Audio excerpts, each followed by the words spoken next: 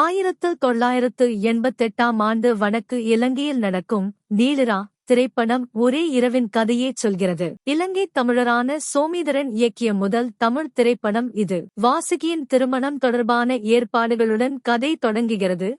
இதில் இந்திய அமைதி காக்கும் படை IPKF மற்றும் இலங்கை இராணுவத்திடம் அனுமதி பெறுவது போன்ற சிக்கல்கள் ஏற்படும் நிலையில் போராளி குழுக்களும் அட்டாக் செய்ய ஆரம்பிக்க அந்த நீண்ட நெடிய இரவின் முடிவில் நடைபெறவிருந்த சாமானியரின் வீட்டுத் திருமணம் நடந்ததா இல்லையா என்பதுதான் இந்த படத்தின் கதை. திரைப்படத்தின் முடிவில் ஒரு குறிப்பு தோன்றி வாசுகி இலங்கையிலிருந்து ஐரோப்பாவிற்கு மேற்கொள்ளவிருக்கும் நீண்ட பயணத்தை காட்சிப்படுத்துகிறது. இந்த வரிகள் ஒரு கணநேரத்திற்கு படத்திற்கு உயிர் கொடுத்தது போல் தோன்றுகிறது.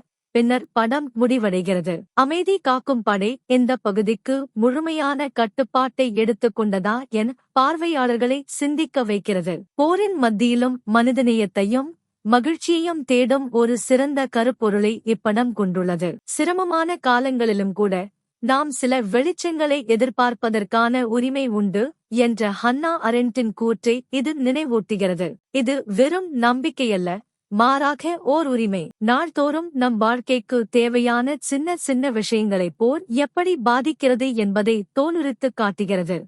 நீலிரா கதை திருமணத்திற்கு முந்தைய இரவில் எதிர்பாராத விதமாக நவீன் சந்திரா தலைமையில் 8 IPKF இந்திய அமைதி காக்கும் படை வீரர்கள் வாசுகியின் வீட்டிற்குள் நுழைகிறார்கள். இடம் மாறி வந்ததே இதற்குக் காரணம்.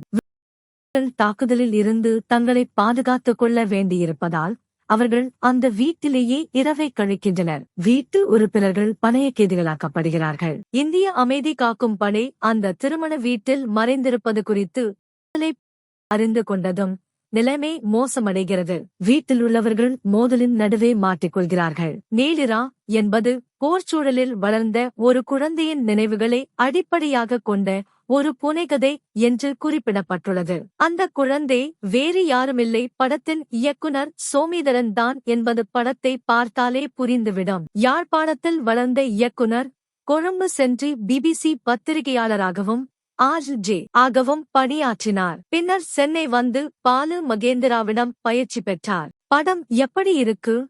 நீலிரா திரைப்படம் முரண்பாடுகளை அதிகம் பேசுவதில்லை. மாறாக வரலாறு சுற்றிலும் எழுதப்பட்டுக் கொண்டிருக்கும் வேளையிலும் அன்றாட வாழ்வியல் சாதாரணமாக தருணங்களுக்குள் நுழைய முயற்சிக்கிறது. உதாரணமாக இந்திய அமைதி காக்கும் படையினர் ஒரு குழந்தையையும் முதியவரையும் நிறுத்தும் காட்சி all that's left of you 2024 படத்தில் இஸ்ரேலிய வீரர்கள் பாலஸ்தீனிய தந்தை மற்றும் மகனை நிறுத்தும் காட்சிக்கு இணையான ஒரு அம்சமாக உள்ளது.